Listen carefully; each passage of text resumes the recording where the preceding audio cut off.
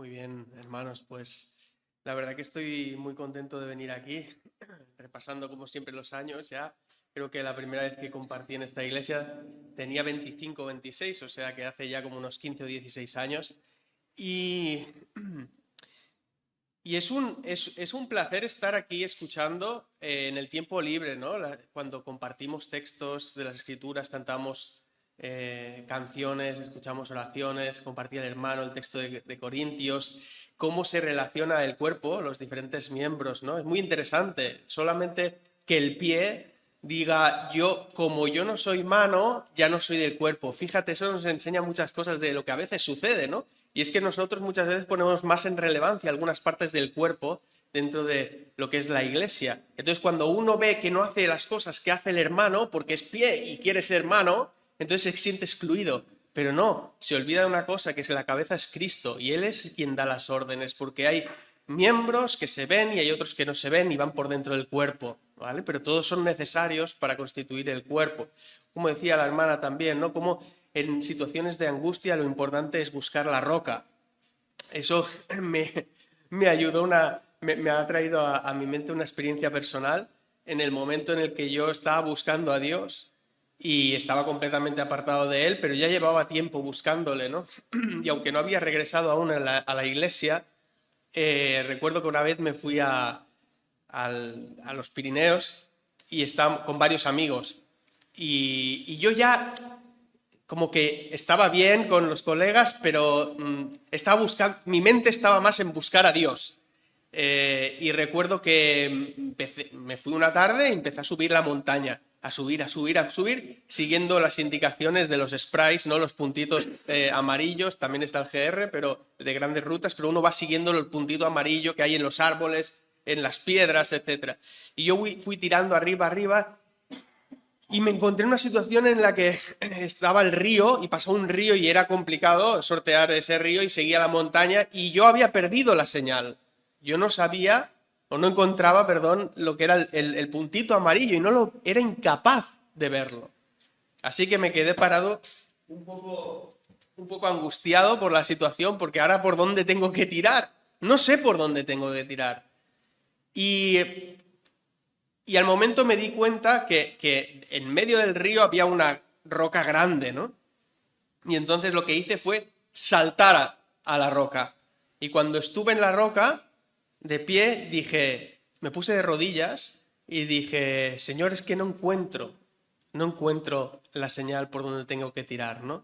Y al alzar la vista de nuevo, vi un puntito que había en un tronco, en una de las partes que seguía el camino, o sea, después de saltar, de cruzar el río, ¿no? Y luego él me enseñó, ¿no? Lo vi porque estabas encima de la roca. Entonces, cuando nosotros estamos angustiados, es necesario saltar, ponernos encima de la roca para seguir viendo. Porque esta es una vida de gozo. La vida del cristiano tiene que ser una vida de gozo. Hay un texto que dice, por ejemplo, en Filipenses, ¿os acordáis la última vez que orasteis? Antes de venir aquí, a la iglesia ahora. ¿Cuándo fue? ¿Cuándo? 5 de la mañana. ¡Wow! ¿Y os acordáis de los últimos temas que habéis hablado con Dios? Vuestras preocupaciones. ¿Y os acordáis cuál fue la última vez que orasteis con gozo? Dice Filipenses, en su carta de Filipenses, dice: doy gracias a mi Dios, dice Pablo me refiero, doy gracias a mi Dios siempre que me acuerdo de vosotros, orando siempre con gozo en cada una de mis oraciones por todos vosotros, por vuestra participación en el Evangelio desde el primer día hasta ahora, estando convencidos precisamente de esto, que el que comenzó en vosotros la buena obra la perfeccionará hasta el día de Cristo Jesús. Filipenses fue la primera iglesia en Europa y la fundó Pablo. Y a pesar de que a veces nosotros estamos angustiados y oramos exponiéndole las peticiones a Dios, nuestros motivos de angustia, él decía, siempre que me acuerdo de vosotros, oro con gozo, porque vio nacer a una iglesia nueva, porque vio que Dios obró milagrosamente en las vidas de esos primeros creyentes y oraba con gozo. Sí, ya, Dani, pero yo estoy en una situación muy complicada. ¿Desde dónde estaba orando Pablo? Desde la cárcel, esperando el momento de ser llamados para alguien abriera, ¿no? No sabes cuándo puede ser el momento y te lleven para ser ejecutado. Pero él estaba orando con gozo. Así que nosotros necesitamos ver el poder de Dios también para sentir gozo en nuestros corazones. Necesitamos ver la obra de Dios. Así que vamos a orar y vemos el texto que tenía para compartir hoy. Padre, gracias por tu palabra.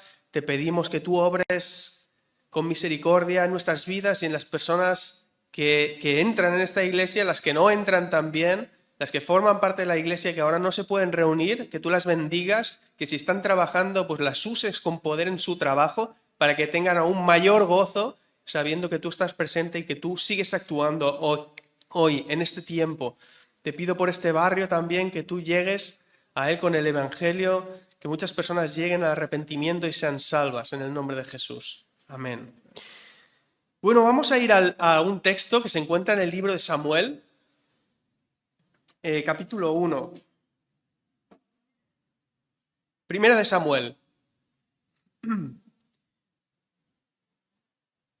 Samuel, que fue profeta y sacerdote. Vamos a hacer un resumen rápido. ¿Os acordáis que Dios libera al pueblo de Israel usando a Moisés y los lleva en 3 meses, los planta delante de la tierra prometida? Pero como el pueblo de Israel no creyó que iban a poder entrar, después de haber visto las plagas, después de haber visto en el Sinaí, después de haber visto todo, incluso no creyó. Entonces Dios dijo, ahora vais a estar dando vueltas por el desierto, y ahí estuvieron durante 40 años. Finalmente entran, liderados por Josué, y se establecen en la tierra prometida, en la tierra de Canaán. Pero luego entramos en un periodo después de Josué en el que se denomina como el periodo de los jueces. El periodo de los jueces es, bueno, podríamos resumirlo como que cada uno hacía lo que bien le parecía, ¿vale? Entonces los jueces simplemente son personas que Dios levanta con su poder porque ve que su pueblo lo está pasando mal y clama a Dios. Y Dios responde. Cuando clamamos, Dios responde, cuando es auténtico. Entonces Dios levantaba a algunas personas, Jefté, Gedeón, etc. Hay varias personas, están todas en el libro de Jueces. Y el último fue Samuel, que daría lugar después al primer rey de Israel, que sería Saúl, y después David, ¿vale? Entonces estamos ahí, justo después de Jueces, después del libro de Ruth, en el libro de Primera de Samuel. ¿Vale? Vamos a ir al capítulo 2 y vamos a leer del versículo 12 al 17. Vamos a leer de un par de personas interesantes. Dice, los hijos de Elí, que era el sacerdote que en ese momento estaba, ¿vale? Samuel era pequeñito, era un niño. Los hijos de Elí eran hombres indignos, no conocían al Señor, ni la costumbre de los sacerdotes con el pueblo. Cuando algún hombre ofrecía sacrificio, venía el criado del sacerdote con un tenedor de 3 dientes en su mano mientras se cocía la carne.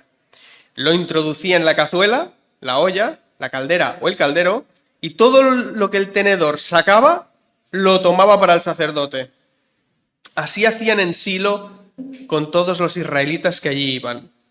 Asimismo, antes de quemar la grosura, la grasa, ¿no?, el criado del sacerdote venía y decía al hombre que ofrecía el sacrificio, da al sacerdote la carne para asar, pues no aceptará de ti carne cocida, sino que solamente cruda. Y si el hombre le decía, ciertamente deben quemar primero la grosura y después todo lo que quieras, él respondía, no, sino que me la darás ahora y si no la voy a tomar por la fuerza. El pecado de los jóvenes era muy grande delante del Señor, porque los hombres menospreciaban la ofrenda del Señor. Bueno, leemos 3 versículos más. Venga, del 22 al 25. Dice, Elí, que era el padre, era ya muy anciano y oyó todo lo que sus hijos estaban haciendo a todo Israel y de cómo se acostaban con las mujeres que servían a la entrada de la tienda de reunión. Y les dijo, ¿por qué hacéis estas cosas? Las cosas más que oigo hablar de vosotros por parte del pueblo. No, hijos míos, porque eso no es bueno. No es bueno el informe que oigo circular por el pueblo del Señor. Si un hombre peca contra otro, Dios mediará por él, Pero si un hombre peca contra el Señor, ¿quién intercederá por él? Pero ellos no escucharon la voz de su padre porque el Señor quería que murieran. Bueno, en la Biblia hay dos tipos de personajes, ¿no? Personas reales. Aquellos que la Biblia destaca por hacer la voluntad de Dios y aquellos que la Biblia destaca por ser rebeldes a Dios. Y de este segundo grupo, que serían los villanos en la Biblia, también podemos aprender muchísimas cosas. Yo de las personas malas que aparecen en la Biblia, he podido aprender muchas cosas porque mi corazón es malo. Entonces, si yo fuera perfecto, yo fuera santo, yo no conociera el pecado, no tendría nada que aprender de las personas malas. Pero por cuanto mi corazón por naturaleza es desviado, sí que tengo muchas cosas que aprender de ellas.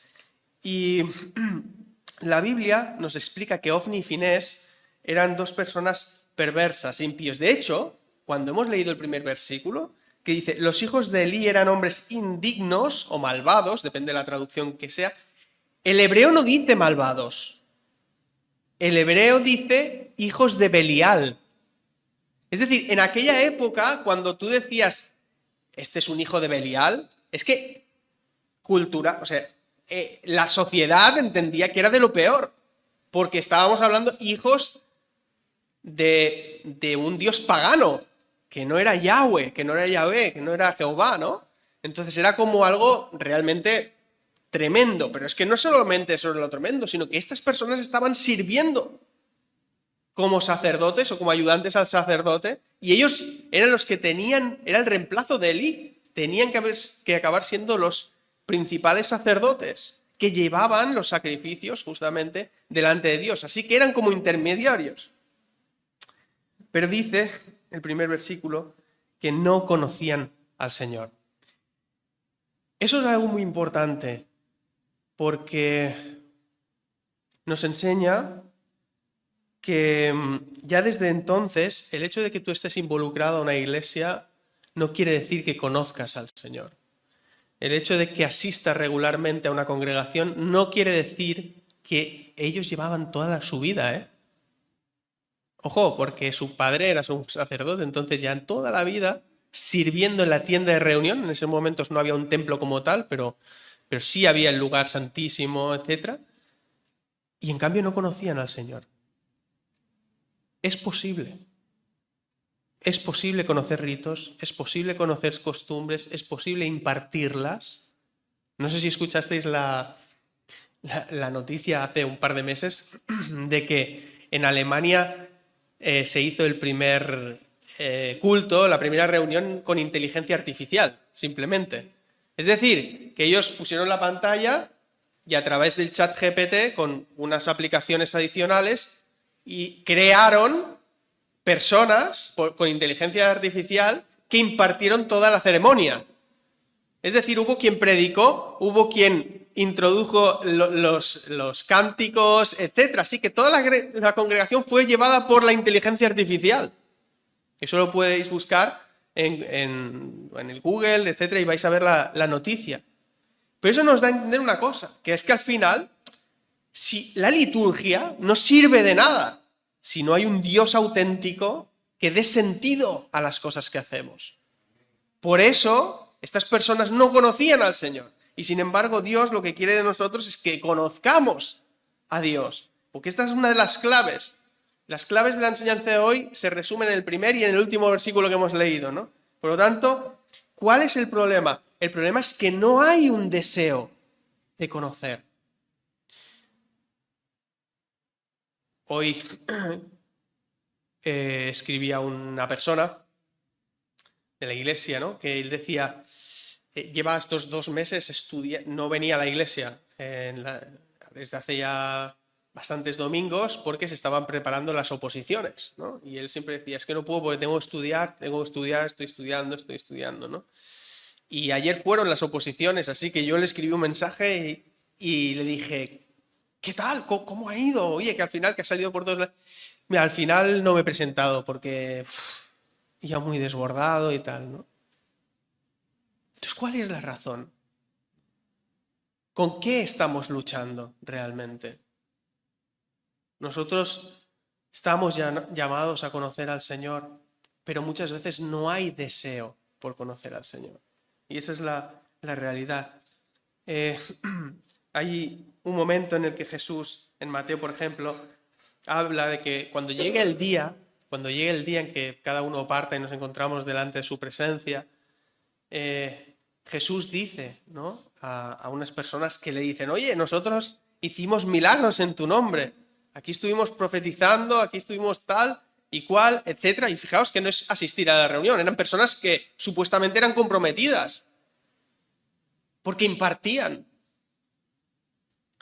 Y sin embargo Jesús les dice: apartaos de mí,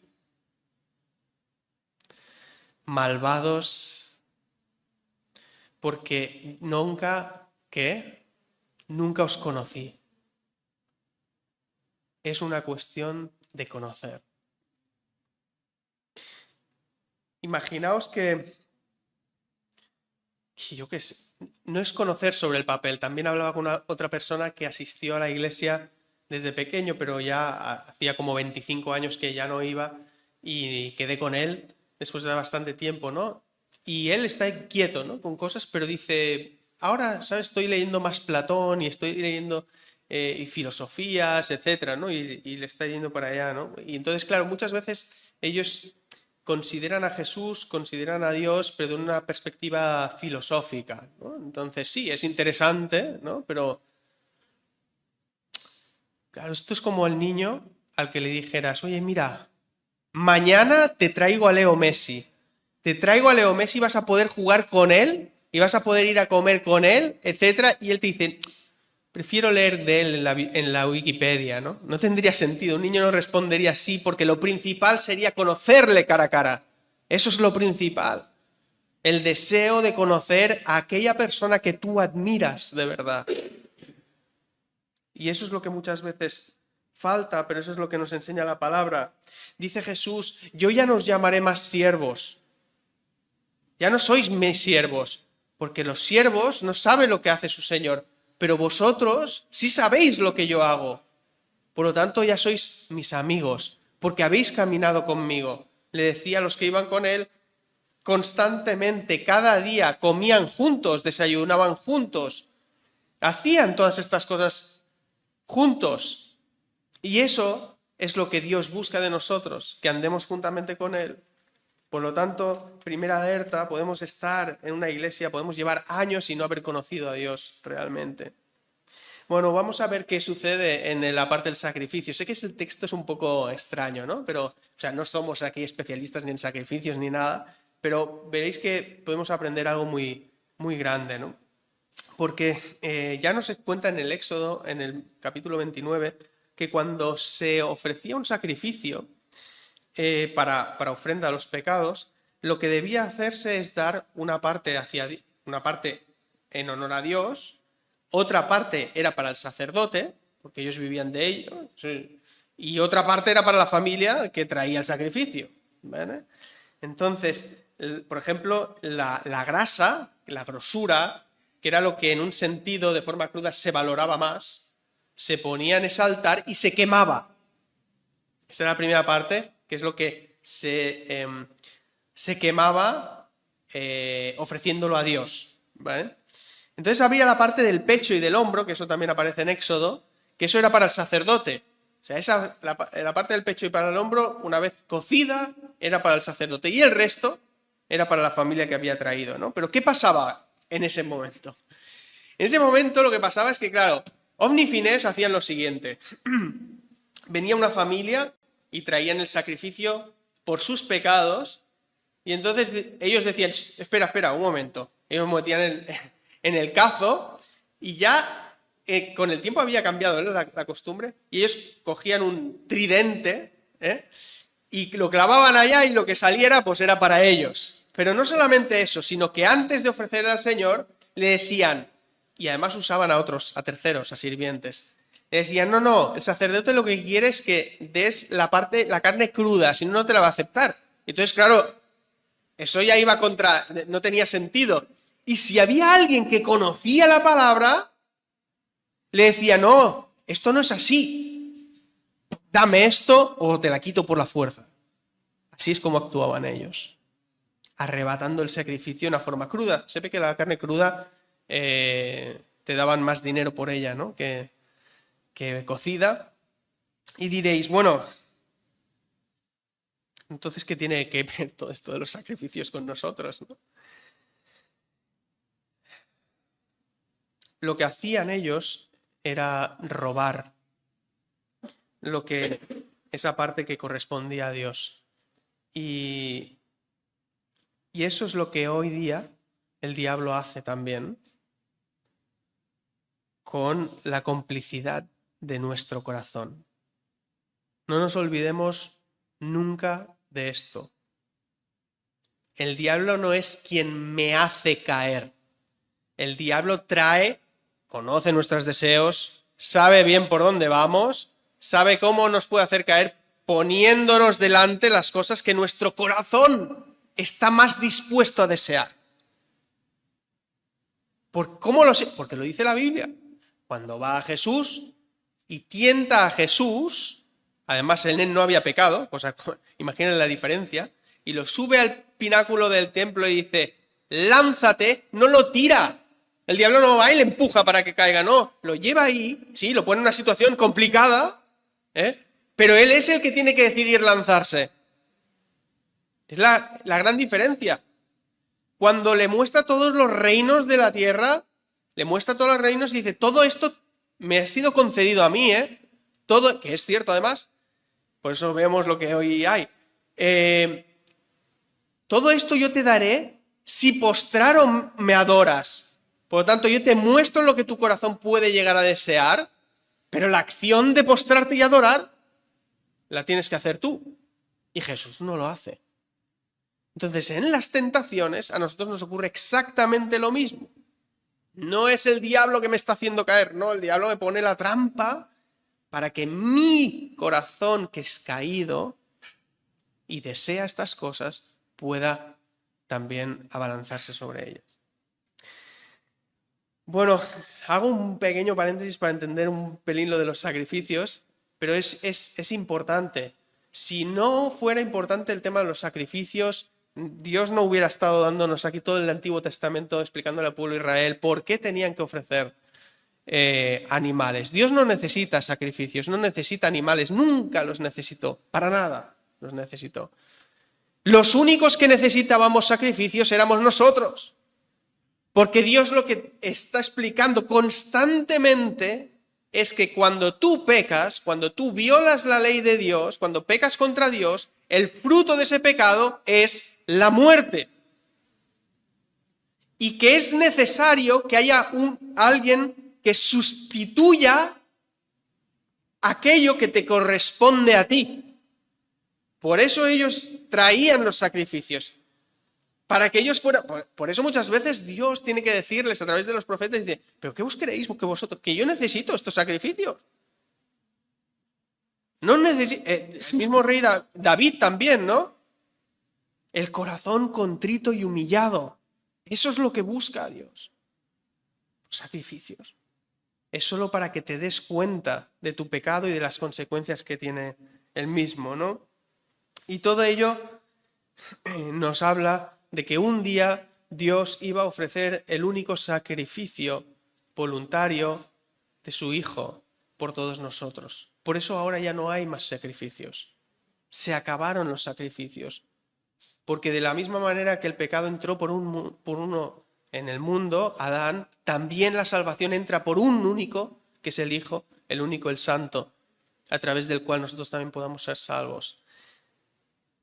Y mirad que dice el apóstol Pablo, dice, por consiguiente, hermanos, os ruego que presentéis vuestros cuerpos como sacrificio vivo. Nosotros ya no tenemos que morir por nadie, no tenemos que morir por una religión, no tenemos que morir por una creencia, nosotros tenemos que vivir para Dios. Ese es nuestro llamado, ese es nuestro llamado. ¿Y por qué Pablo dice como sacrificio vivo? Porque va a haber un precio de tener que vivir para Dios, comenzando no por tu entorno, sino por tu corazón. Porque uno va a tener que negarse a sí mismo, como decía Jesús. El que quiera venir a seguirme va a tener que comenzar negándose a sí mismo, negándose a su propio deseo. Ese es el sacrificio que uno hace. No tienes que morir más, no tienes que darte con un látigo, no tienes que sangrar, ya sangró uno y es suficiente. Pero ahora vive para mí. Ese es el llamado de Dios. Tu vida tiene sentido cuando vives para Él. Y ahora, hermano, ¿por qué toda esta historia del sacrificio? Muy sencillo. Porque si tu vida es para Dios, si tú eres el sacrificio vivo para Dios, también viene uno, que es el que roba, el que destruye con un tridente, para arrebatar esas cosas que pertenecen a Dios y llevárselas. Como es tu tiempo, ¿a qué estás dedicando tu vida, el aliento que Dios te da, el tiempo que estás en casa? A mirar por una pantalla tantísimas cosas. ¿Cómo el diablo está para arrebatarte ese tiempo que no te pertenece ni a ti? Pertenece al Dios vivo. Esa es la enseñanza que nos trae este texto a hoy. Ofni y Finés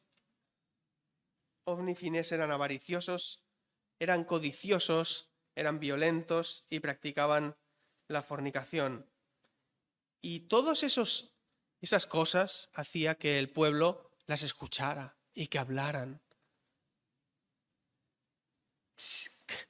¿Qué creéis que haría el pueblo cuando empezaran a saber que cada vez que traían unos sacrificios, estos van y les robaban parte del sacrificio y todas las cosas que hacían? ¿Qué creéis que haría el pueblo? ¿Dejar de traerlos?